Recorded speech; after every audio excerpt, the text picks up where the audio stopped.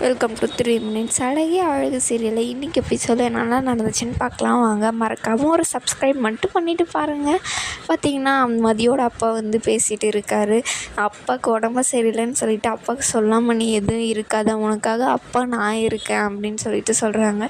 கண்டிப்பாப்பா எனக்காக நீங்கள் மட்டும்தான் அப்படின்னு சொல்லிட்டு ரெண்டு பேருமே அழுந்துட்டு இருக்காங்க. ரேவதி இருந்துக்கிட்டு நான் பார்த்துக்கிறேன், இனிமேல் நீங்கள் போங்க, நீங்கள் கிளம்புங்க, நான் அவங்கள பார்த்துக்கிறேன், மதிய கண்டிப்பாக நான் நல்லா பார்த்துப்பேன் அப்படின்னு சொல்லிவிட்டு அவர் அங்கேருந்து கிளம்பிடுறாரு. நீங்கள் இருக்கிற தைரியத்தில் தான் நான் போகிறேன், எதாக இருந்தாலும் பார்த்துக்கோங்க அப்படின்னு சொல்லிட்டு கிளம்பிடுறாரு. அதுக்கப்புறம் பார்த்தீங்கன்னா அங்கேருந்து மலர் வந்து ஃபோன் பண்ணுவாங்க.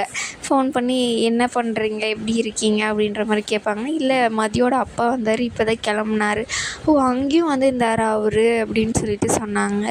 ஆமாம் சொன்னாங்க அப்படின்னு சொல்லிட்டு எப்படி இருக்கா மதி அப்படின்னோடனே இப்போ பரவாயில்ல அப்படின்னு சொல்லிட்டு சரி நான் மதிக்கிட்ட பேசுகிறீங்களா, இல்லை வேணாம் அப்படின்றாங்க.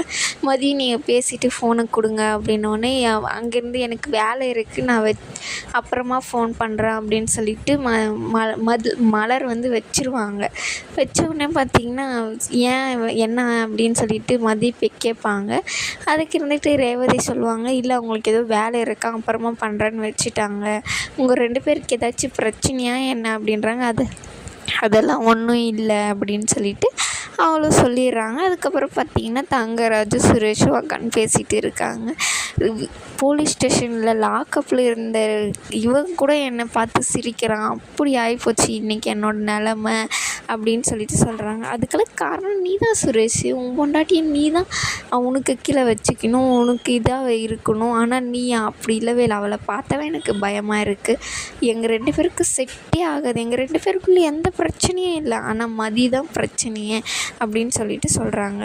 நான் ஒன்று கேட்குறேன், உங்கள் ரெண்டு பேருக்குள்ளே அந்த ரொமான்ஸு அதெல்லாம் ஒன்றும் இல்லை, நாங்கள் ரெண்டு பேரும் சண்டை போட்டுக்கிட்டு தான் இருப்போம், அதெல்லாம் எங்கள் ரெண்டு பேருக்குள்ளே செட்டே ஆகாது, அப்போ நீங்கள் ரெண்டு பேரும் ஒன்றும் வாழ்க்கையே தொடங்கவே இல்லையா, எப்படி மாமா உங்களால் இப்படியெல்லாம் பேச முடியுது, எனக்கு ரெண்டு பேருக்கு செட்டே ஆகலைன்னு நான் இங்கே பேசிகிட்டு இருக்கேன், நீங்கள் வேறு அதெல்லாம் சொல்லிகிட்டு இருக்கீங்க அப்படின்றாங்க.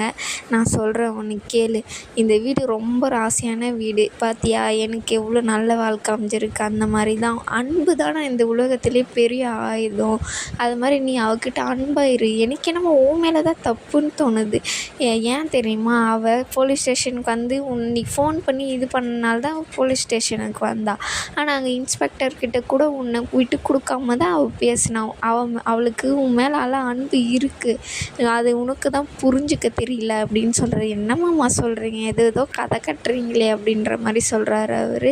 இல்லை சுரேஷ், இந்த உலகத்திலே அன்பு மட்டும்தான் ஜெயிக்கும், ஏன்னா நான் அனுபவத்தில் சொல்கிறேன், உன் அக்காவை சாப்பிட்டியான்னு கேட்டால் கூட அந்த கோவமெல்லாம் பறந்து போயிடும், அந்த மாதிரி தான் நான் சொல்கிறேன், அவகிட்ட கொஞ்சம் அன்பாக பேச, கையை பிடிச்சி அன்பாக நடந்துக்கோ இனிமே அப்படின்றாங்க. அதெல்லாம் நடக்கிற காரியமா மாமா அப்படின்னா, இல்லை நீ இந்த வீட்டிலேருந்து தான் நீ உன் வாழ்க்கையவே ஸ்டார்ட் பண்ணுற அப்படின்னு சொல்லிட்டு அவங்க ரெண்டு பேரும் பேசிகிட்டே இருக்காங்க.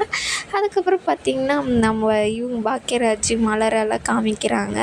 அவர் இருந்துக்கிட்டு பேசிகிட்டே இருக்காங்க பாப்பா கிட்ட. பாப்பா இருந்துக்கிட்டு கேட்கும், என்ன ரொம்ப பிடிக்குமோ இப்போ அம்மாவை ரொம்ப பிடிக்குமா அப்படின்ட்டு.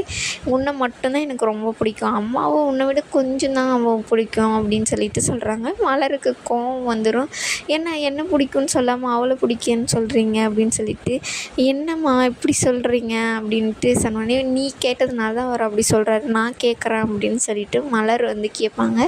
என்ன பிடிக்குமா அவளை பிடிக்குன்னா, எனக்கு பாப்பாவை தான் ரொம்ப பிடிக்கணுன்னே மலருக்கு கோவம் வந்துடும். அதுக்கப்புறம் எல்லா துணியெல்லாம் எடுத்து வச்சுட்டு, போதும் நீங்கள் ரெண்டு பேரும் பேசுனது எடுத்து வைங்க அப்படின்னு சொல்லிட்டு அவங்கள வந்து படுக்க வச்சு தூங்க வச்சுருவாங்க பாப்பாவை. அதுக்கப்புறம் மலர் கீழே வந்து உட்காரும், கோவமாக உட்காரும். இப்போ நான் ஒன்று கேட்குறேன், உனக்கு பாப்பாவை பிடிக்குமா என்ன பிடிக்குமா, எனக்கு பாப்பாவை தான் ரொம்ப பிடிக்கும், என்ன நீங்கள் எதுக்கு எடுத்தாலும் நான் செகண்டாக தான் இருக்கணுமா, சரி உங்கள் அம்மாவை பிடிக்குமா என்ன பிடிக்குமா, எங்கள் அம்மாவை தான் ரொம்ப பிடிக்கும்னு சொல்லுவார். என்ன எதுக்கு எடுத்தாலும் செகண்டாக தான் மலர் இருக்கணுமா, இல்லை மலர் போலீஸ் ஸ்டேஷனில் போய் வந்த பின்னாடி அம்மாவை பற்றி அம்மா ரொம்ப பாவம் அப்படின்னு சொல்லிட்டு பேசுகிறாங்க. ஆமாம் மலரெல்லாம் பாவமே கிடையாது, போய் தூங்குங்க போங்க அப்படின்றாங்க. கோவமாகவே தூங்குவாங்க. கோவத்தில் கூட எப்படி உங்களுக்கு நான் கோவமாக இருக்கேன், ஆனால் உங்களுக்கு எப்படி தூக்கம் வருது, இவர் ஒன்றுமே பண்ண முடியாது அப்படின்னு சொல்லிட்டு அவங்க ரெண்டு பேருமே படுத்து தூங்கிடுறாங்க. இதோட இந்த எபிசோடு முடியுது.